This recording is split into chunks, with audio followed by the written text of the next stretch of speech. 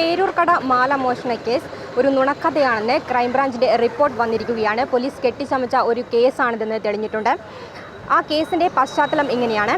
ബിന്ദു എന്ന യുവതി ഓമന ഡാനിയൽ എന്ന് പറയുന്ന ഒരു സ്ത്രീയുടെ വീട്ടുജോലിക്കായി പോകുന്നു. കുറച്ചുനാൾ കഴിഞ്ഞപ്പോൾ ബിന്ദു ജോലിയിൽ നിന്നും ഒഴിയുന്നു. അങ്ങനെ ആ ഒരു വ്യക്തിവൈരാഗ്യത്തിൻ്റെ പേരിലാകാം ഈ ഓമന ഡാനിയൽ എന്ന് പറയുന്ന സ്ത്രീ പേരൂർക്കട സ്റ്റേഷനിൽ ഒരു വ്യാജ മോഷണ പരാതി ഫയൽ ചെയ്യുന്നു. അതിൻ്റെ അടിസ്ഥാനത്തിൽ പോലീസ് ബിന്ദുവിനെ സ്റ്റേഷനിലേക്ക് വിളിപ്പിക്കുന്നു. പിന്നീട് അരങ്ങേറിയത് നാടകീയ രംഗങ്ങൾ തന്നെയായിരുന്നു. ബിന്ദുവിനെ പോലീസ് സ്റ്റേഷനിൽ വെച്ച് മാനസികവും ശാരീരികവുമായ കൊടിയ പീഡനത്തിന് പോലീസ് ഇരയാക്കുന്നു. വീട്ടുജോലിക്കാരിയായ ദളിത് യുവതിയെ മാലമോഷണ കേസിൽ കുടുക്കാൻ പോലീസ് മെനഞ്ഞത് അടിമുടി നുണക്കഥയെന്ന് ക്രൈംബ്രാഞ്ചിൻ്റെ അന്വേഷണ റിപ്പോർട്ട്. തിരുവനന്തപുരം പനവൂർ സ്വദേശിനി ബിന്ദുവിനെ മോഷണക്കുറ്റം ആരോപിച്ച് പേരൂർക്കട പോലീസ് സ്റ്റേഷനിൽ 20 മണിക്കൂറോളം മാനസികമായി പീഡിപ്പിച്ച സംഭവത്തിലാണ് ക്രൈംബ്രാഞ്ച് പോലീസിനെതിരെ റിപ്പോർട്ട് നൽകിയിരിക്കുന്നത്. ഓമന ഡാനിയലിന്റെ വീട്ടിൽ നിന്ന് മോഷണം പോയ മാല പിന്നീട് വീടിന് പിന്നിലെ മാലിന്യക്കൂനയിൽ നിന്ന് കണ്ടെത്തിയെന്നായിരുന്നു പോലീസ് നേരത്തെ പറഞ്ഞിരുന്നത്. മോഷ്ടിച്ച മാല ബിന്ദു മാലിന്യക്കൂനയിൽ ഉപേക്ഷിച്ചതാകാമെന്നും പോലീസ് പറഞ്ഞു. വീട്ടുടമയായ ഓമന ഡാനിയലിന് മറവി പ്രശ്നമുണ്ട്.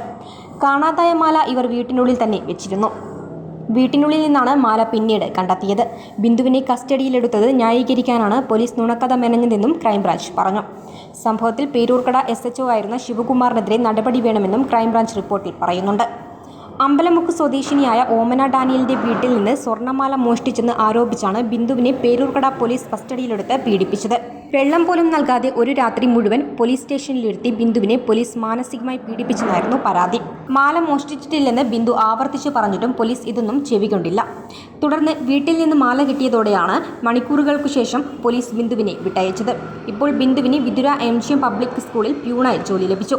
MGM ഗ്രൂപ്പ് ഓഫ് ഇൻസ്റ്റിറ്റ്യൂഷൻ ബിന്ദുവിന്റെ വീട്ടിലെത്തിയാണ് ഈ വിവരം അറിയിച്ചത്. തിങ്കളാഴ്ച അവർ ജോലിയിൽ പ്രവേശിക്കും. നിലവിൽ പ്രസാദ് ഉൾപ്പെടെയുള്ള പോലീസ് ഉദ്യോഗസ്ഥരെ സസ്പെൻഡ് ചെയ്തിട്ടുണ്ട്. ഓമനയും മകളും കോടതിയിൽ നിന്ന് ജാമ്യം എടുത്തിട്ടുമുണ്ട്. ഇപ്പോൾ ബിന്ദു ആവശ്യപ്പെടുന്നത് ഈ പോലീസ് ഉദ്യോഗസ്ഥരെ സർവീസിൽ നിന്ന് തന്നെ പിരിച്ചുവിടുന്ന നടപടികളിലേക്ക് കടക്കണമെന്നുള്ള ആവശ്യമാണ്. ക്യാമറാമാൻ അനിൽകുമാറിനൊപ്പം അനശ്വര, വിസ്മയ ന്യൂസ്, തിരുവനന്തപുരം.